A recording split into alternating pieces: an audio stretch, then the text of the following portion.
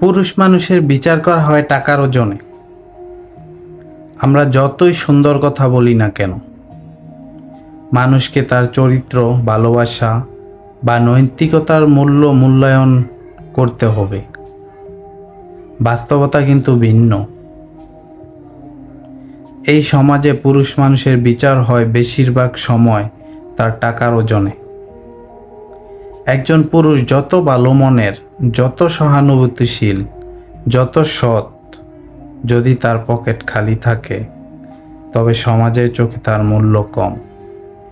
এমনকি তার নিজের পরিবারও অনেক সময় তার প্রতি সম্মান হারায়, আত্মীয় স্বজন থেকে শুরু করে প্রতিবেশী পর্যন্ত।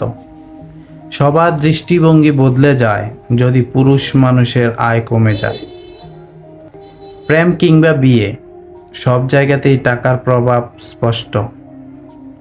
অনেক সময় দেখা যায় একজন মেয়ের জন্য সবচেয়ে বড় শর্ত হয়ে দাঁড়ায় ছেলেটির আর্থিক অবস্থা।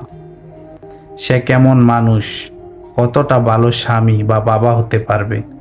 এটি শুধু সম্পর্কের ক্ষেত্রেই নয়, সামাজিক মর্যাদাতেও প্রযোজ্য।